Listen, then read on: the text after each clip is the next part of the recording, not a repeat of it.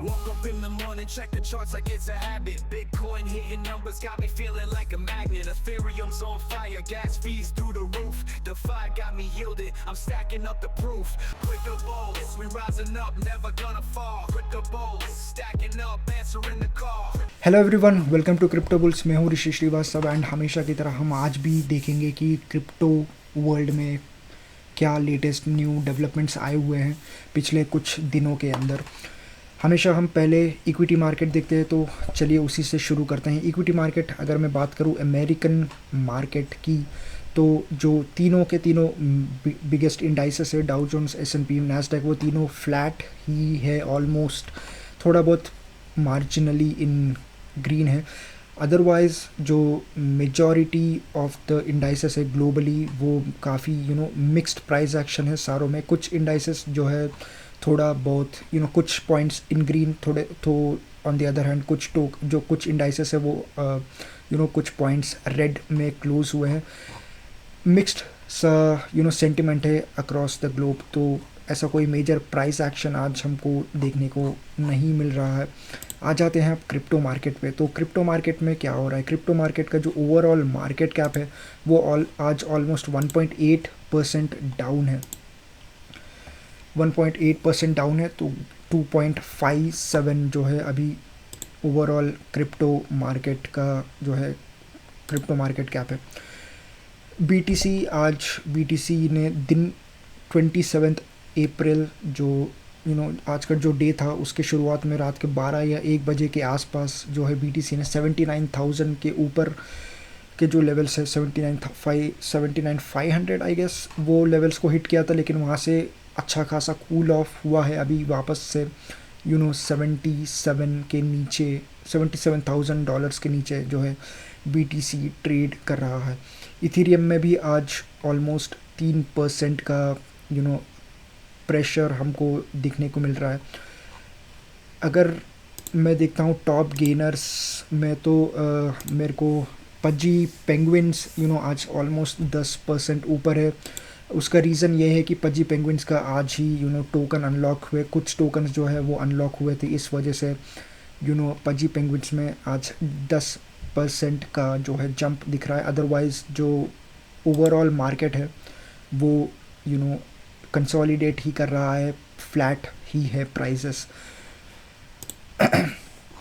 आ जाते हैं न्यूज़ पे। तो बिट माइन जो कि ईथर का इथीरियम का जो डिजिटल ट्रेजरी कंपनी है जो इथीरियम होल्ड कर रहा है काफ़ी टाइम से, उन्होंने फिर से कुछ टोकन्स, इथीरियम के जो टोकन्स खरीदे हैं, उन्होंने ऑलमोस्ट 100,900 टोकन्स जो है ख़रीदे हैं पिछले एक हफ्ते में। एंड जो उनका टोटल होल्डिंग्स हो चुका है वो अभी 5,000 मिलियन टोकन्स हो चुका है। तो ये बिटमाइन जो कंपनी है, बिटमाइन इमर्शन टेक्नोलॉजीज़, वो काफ़ी ऑलमोस्ट जो इथीरियम का जो टोटल सप्लाई है अभी सर्कुलेटिंग सप्लाई, उसका 4% जो है बिटमाइन होल्ड करता है एज ऑफ नाउ।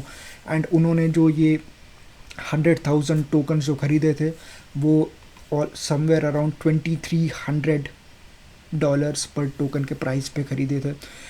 एंड करीब उन्होंने $250 मिलियन जो है उस चीज़ के लिए उन्होंने पे किया था।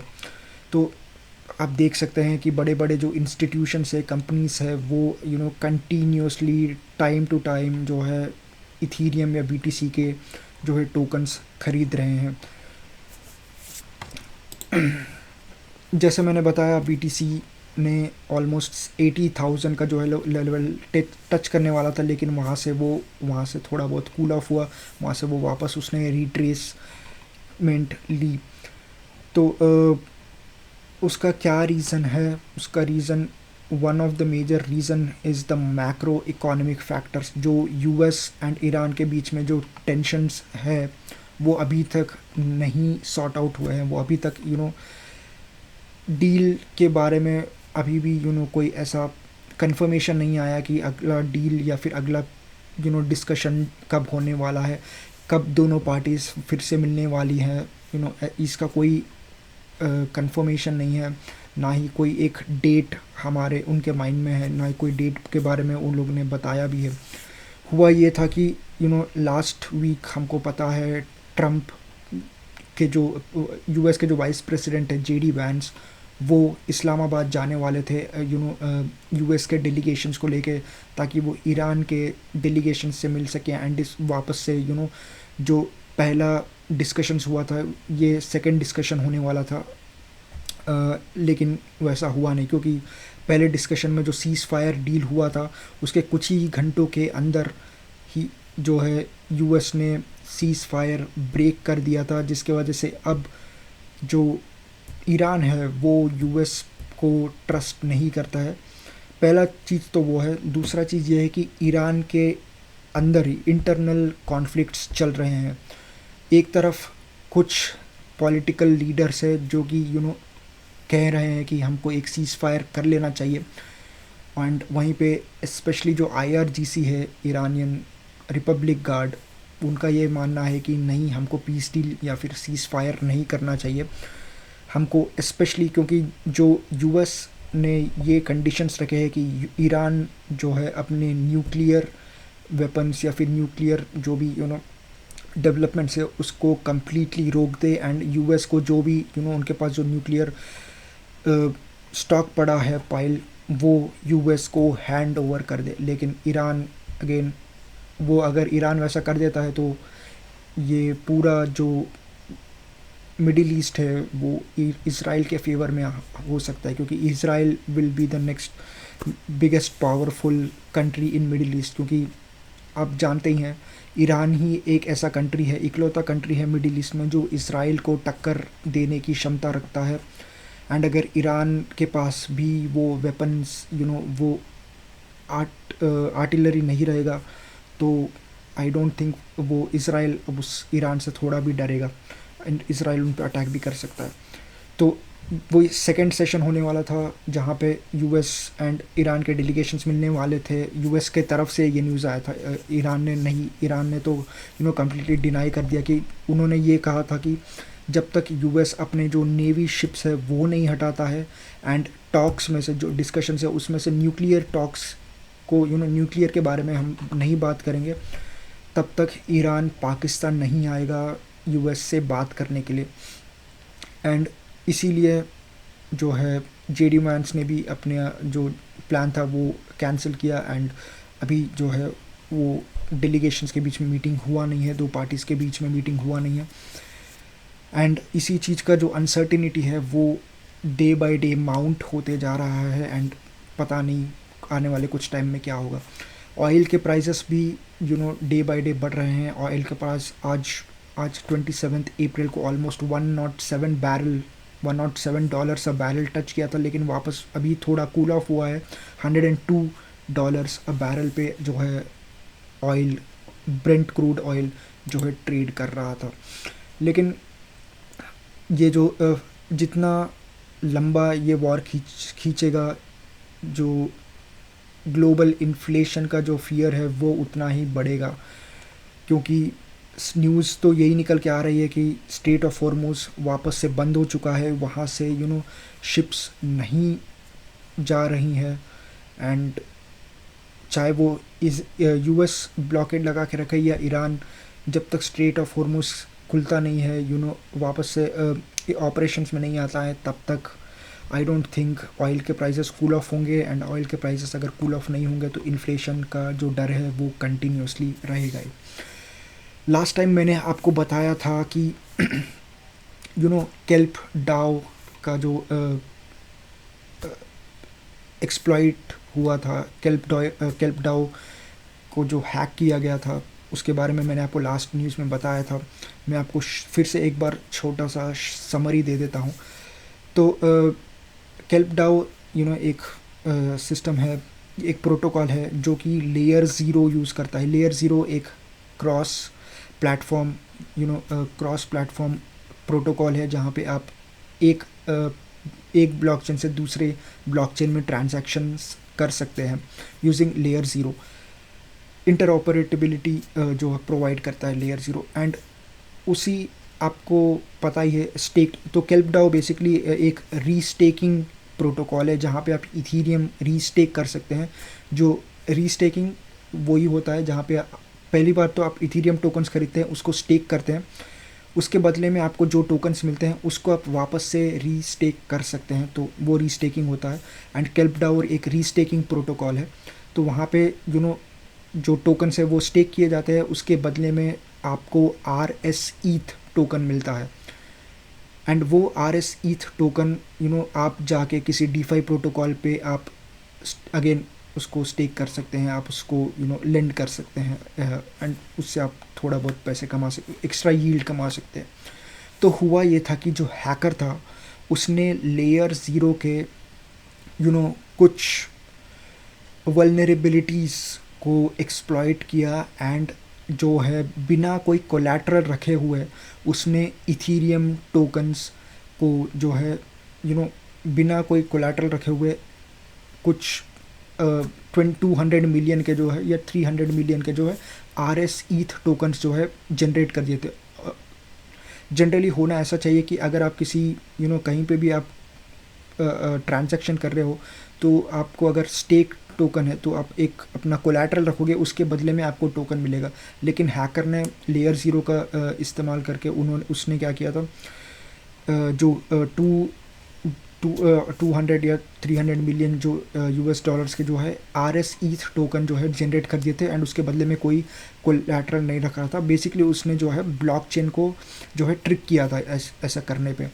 एंड उसके बाद जो है उस टोकन्स को उसने जो टोकन मिला था उसको लेके जाके उसने आवे पे रख दिया था, एंड आवे को भी ऑलमोस्ट 200 मिलियन US डॉलर्स का जो बैड डेट आवे पे चढ़ गया था। तो आवे उसके बाद कम्प्लीटली RS ETH के टोकन्स को है जो उसने कम्प्लीटली पॉज कर दिया था, रोक दिया था, सस्पेंड कर दिया था टेम्पररी। एंड जो भी RS ETH के टोकन्स है जो भी अदर प्लेटफॉर्म्स पे थे उसको भी कम्प्लीटली सस्पेंड कर दिया गया था, कोई भी ट्रांजैक्शन नहीं हो रहा था। तो अभी आवे ने उस डेट को क्लियर करने के लिए एक सॉर्ट ऑफ फंडिंग उठाई है, पैसे एंड मांटल एंड आवे डाओ जो है उन्होंने ऑलमोस्ट 127 मिलियन का जो है कंट्रीब्यूशन दिया है। एंड काफ़ी अदर प्लेटफॉर्म्स, काफ़ी अदर ब्लॉकचेन्स भी हैं जिन्होंने पैसे दिए हैं। तो आवे ने ऑलमोस्ट 160 मिलियन US डॉलर्स जो है रेस किया है, ताकि उससे वो जो बैड लोन्स या जो सॉर्ट ऑफ बैड डेट बन चुका है आवे पे वो पे ऑफ कर सके। तो आई थिंक कल का ये दिन था जहाँ पे वाइट हाउस में एक कॉन्फ्रेंस होने वाली थी, एक एक कॉन्फ्रेंस मारालागो क्रिप्टो कॉन्फ्रेंस होने वाली थी। एंड वहाँ पे एक शूट आउट होता है जहाँ पे ट्रम्प भी आने वाले थे, ट्रम्प का एक स्पीच होने वाला था, एंड वहाँ पे एक शूट आउट होता है। एंड अगेन जो ट्रम्प के जो सिक्योरिटी पर्सनल है वो ट्रम्प को सिक्योरली बाहर लेके जाते हैं। एंड वो जो जिसने भी जो शूट आउट किया था उसको, जिसने भी असैसिनेशन, ऐसा कहा जा रहा है कि ट्रम्प पे एक थर्ड असैसिनेशन है, ये अटेम्प्ट है, थर्ड असैसिनेशन अटेम्प्ट। एंड उसको जो है जिसने भी अटेम्प्ट किया था उसको वो लोग पकड़ लिए थे। तो ये जो ट्रम्प टोकन है वो ये न्यूज़ के वजह से भी गिरा है, लेकिन इससे पहले उसके कुछ घंटों पहले से भी गिर रहा है, एंड काफ़ी टाइम से गिर रहा है एक्चुअली। ट्रम्प टोकन जो है बेसिकली एक पंप एंड डंप वाला स्कीम ही आप कह सकते हैं। अब जो ट्रम्प का टोकन है ये 2024 में जब ट्रम्प का जो सेकेंड टर्म स्टार्ट हुआ था, जब उन्होंने इलेक्शंस जीता था तब लॉन्च किया गया था। एंड वो जो है लास्ट ईयर जनवरी में, समवेयर अराउंड जनवरी में उसने $75 का जो है अपना हाई लगाया था, पीक। एंड उसके बाद से अभी तक जो टोकन है वो 96.5% गिर चुका है, जो अभी करेंटली 2.5 या 2.4 US डॉलर्स जो है उसका टोकन का प्राइस है। एंड जो ये कल जो असैसिनेशन अटेम्प्ट हुआ था ट्रम्प के ऊपर, उससे कुछ घंटे पहले ही वो 20% भी गिर चुका था। तो जो टोकन है वो तो मतलब मैं कहूँगा कम्प्लीटली कोलैप्स ही हो चुका है। तो इसलिए कोई भी इन्वेस्टर, कोई भी ट्रेडर जो भी ऐसे टोकन्स में पैसे लगाने के बारे में सोच रहा है तो उनको अच्छा रिसर्च करना ज़रूरी है, क्योंकि generally most of the times जो ऐसे टोकन्स होते हैं वो बेसिकली एक पंप एंड डंप स्कीम ही होता है, जहाँ पे हमने यही चीज़ हवेयर मिलाई जो कि अर्जेंटीनियन प्रेसिडेंट थे उनके साथ भी यही होते हुए देखा था, जो उन्होंने एक टोकन लॉन्च किया था लिब्रा, आई थिंक उसका नाम था, मेलोनिया टोकन जो था, जो टोकन था ट्रम्प के साथ जो आया था, जो फर्स्ट लेडी है उनका टोकन, वो उसके साथ भी ऐसा ही हुआ था। तो काफ़ी सारे ऐसे टोकन्स है जो सेलिब्रिटी टोकन्स है स्पेशली, या फिर मीम कॉइन्स हो गए, वो बेसिकली ऐसे ही होते हैं। तो इन सब चीज़ों से आपको बच के रहना चाहिए। एंड अगर आप इन्वेस्ट करने के बारे में सोच भी रहे हैं तो काफ़ी आप अपना रिसर्च करें एंड केयरफुल रहें इन्वेस्ट करने से पहले। तो रिपल के लिए एक वेरी इंपॉर्टेंट न्यूज़ है। तो रिपल ने साउथ कोरिया के बैंक के साथ एक स्ट्रैटेजिक पार्टनरशिप साइन की है आज ही के दिन। एंड जो वो बैंक है वो blockchain based cross border remittance पे काम करने वाला है, बेसिकली क्रॉस बॉर्डर पैसे भेजने के लिए। एंड वो जो पैसा जो भी ट्रांजैक्शंस होंगे वो ब्लॉकचेन पे होंगे। तो इसी चीज़ पे जो कोरिया का एक बिगेस्ट जो डिजिटल बैंक है वो इस चीज़ पे उनके जो रिपल के साथ है जो है उन्होंने पार्टनरशिप की है। एंड ये रिपल के लिए एक काफ़ी बड़ा ब्रेक थ्रू हो सकता है। इन्होंने ऑलरेडी यूएई में, आई थिंक दुबई में या यूएई में ऑलरेडी एक स्ट्रेटेजिक पार्टनर उन्होंने पार्टनरशिप किया था already, I think last year या उससे पहले। अभी ये कोरिया साउथ कोरिया में भी उन्होंने ये सेम चीज़ की है। तो हम देख रहे हैं कि जो रिपल है वो धीरे धीरे अपने जो ग्लोबल एक्सपेंशन जो है वो बढ़ा रहा है, धीरे धीरे बड़े बड़े इंस्टीट्यूशंस, फाइनेंशियल इंस्टीट्यूशंस के साथ जो है वो पार्टनरशिप्स कर रहा है। एंड शायद फ्यूचर में XRP स्विफ्ट का एक रिप्लेसमेंट हो सकता है। ये अभी कहना मुश्किल है लेकिन एक अच्छा चैलेंज हो सकता है स्विफ्ट के लिए। तो जिस तरह से बिटमाइन ने ईथर परचेस की थी उसी तरह से स्ट्रैटेजी ने भी ऑलमोस्ट 3000 बिटकॉइन 3200 BTC जो है almost for a price of 255 million जो है परचेज़ किया है अप्रैल में, पिछले एक हफ्ते में। एंड जो उनका टोटल होल्डिंग्स हो चुका है 818,334 BTC, जिसका rough valuation somewhere around 64 billion है। तो हम देख सकते हैं कंटिन्यूसली जो है इंस्टीट्यूशंस में, ये बार बार रिपीट कर रहा हूँ कि जिस तरह से बड़े बड़े इंस्टीट्यूशंस वो कंटिन्यूसली पैसे क्यों ऐसे एसेट्स में डाल रहे हैं, ये आपको समझने वाली बात है। मैं चाहता हूँ कि आप इस चीज़ पे जाके रिसर्च करिए कि क्यों एक स्ट्रैटेजी जैसा बड़ा कंपनी, क्यों बिटमाइन जैसे बड़ा कंपनी, क्यों टॉम ली जैसा बड़ा इन्वेस्टर, क्यों माइकल सेलर जैसा एक बड़ा इन्वेस्टर, एक बड़ा बिजनेसमैन ऐसे एसेट्स में पैसा डाल रहा है। उनका विज़न क्या है, उनको ऐसा क्या दिख रहा है जो कि हमको नहीं दिख रहा, ये हमको समझने वाली बात है। एंड इसलिए मैं आपसे कहता हूँ आप रिसर्च करिए ताकि आप भी समझ सके इनका पर्सपेक्टिव। तो यही थे दोस्तों कुछ इंपॉर्टेंट न्यूज़ एंड अपडेट्स जो मैं आपके साथ शेयर करना चाहता था। अगर आपको वीडियो अच्छा लगा तो लाइक कीजिए, सब्सक्राइब कीजिए and also join my WhatsApp channel, जहाँ पे मैं हर दिन ये सारे न्यूज़ जो है पोस्ट करते रहता हूँ ताकि आप कोई भी न्यूज़ मिस ना करें। ये तो कुछ वेरी इंपॉर्टेंट न्यूज़ होते हैं जो मैं आपके साथ यूट्यूब पे शेयर करता हूँ, लेकिन जो व्हाट्सएप ग्रुप है वहाँ पे मैं सारे न्यूज़, सारे के सारे जो लेटेस्ट न्यूज़ है वो शेयर करता हूँ ताकि आप कुछ भी मिस ना करें। Thank you for watching, until next time, bye.